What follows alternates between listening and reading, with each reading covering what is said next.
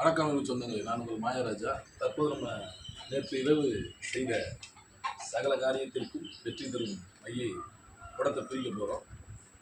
எந்த லெவலில் வந்திருக்கு நம்ம பார்க்கலாம். கவனிங்க.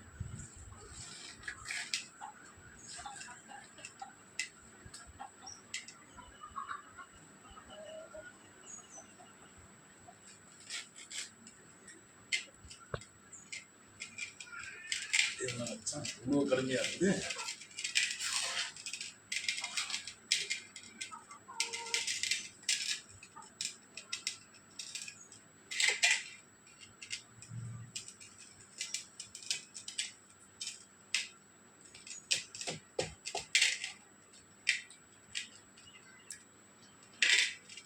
வீடியோ பாஸ் பண்ண முடியுமோனால பாஸ் பண்ணி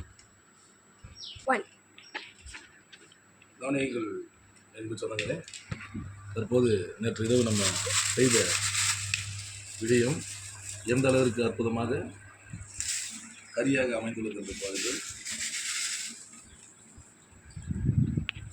ஒரு குடம் கட்டுறோம் அப்படின்னா அந்த குடத்தில் உள்ள இருக்கக்கூடிய பொருள் சாம்பல் ஆகக்கூடாது. அது ரொம்ப கவனமாக இருக்கும். அதே போல் பொன்னிறமாக வரணும். இந்த பொன்னிறத்தை கொஞ்சம் க்ளோஸ்அப் காட்டுப்போம். இந்த பொன்னிறம் பார்த்தீங்களா, மயில் வண்ணத்தில் இந்த பொன்னிறம், இந்த பொன்னிறம் வர அளவுக்கு நம்ம வைக்கிறோம். தீயை அதிகமாக ஏற்றினாலும் சரி வராது. நமக்கு தேவையான அளவில் பொன்னிறமாக இதை மாற்றிக்கணும். ஏன்னா எல்லா மையம் கருக்கின்னு சொல்லி வச்சுருப்பாங்க சில நூல்களில். சில நூல்களில் மட்டும்தான் சில உண்மையை சொல்லி வச்சுருப்பாங்க. பொன்னிறமாக கருக்கி அப்படின்னு இருப்பாங்க. அதுதான் அந்த பொன்னிறமானது.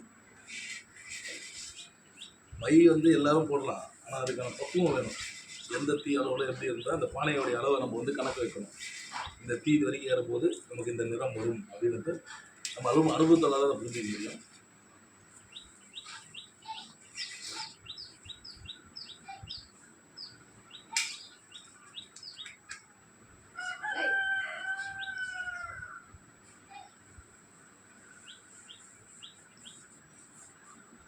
அந்த மாதிரி ஒவ்வொரு மைய அரைக்கிறதுக்கு முன்னாடியும் நம்ம அற்புதமான விஷயம் என்ன செய்யணும் அப்படின்னு பார்த்தீங்க அப்படின்னா, அந்த மூலிகையை தண்ணியில் அலசக்கூடாது. சுத்தமான ஒரு செவலப்பட்டு இந்த செவலப்பசனுடைய பால்லையோ அல்லது ஒரு காராம்பசுடைய பால்லையோ தான் அதை அலசணும். அதை அலசி ட்ரை பண்ணிக்கலாம். அதுக்கப்புறமா நம்ம குழந்தைக்கு வைக்கணும். அப்போ தான் அதனுடைய குற்றம், இந்த தோஷம்ன்றது நீங்க. நன்றி என்று சொன்னாங்களே. மைய அடிச்சு முடிச்சோடனே கண்டிப்பாக பார்ப்போம். நான் உங்கள் மாயராஜ்.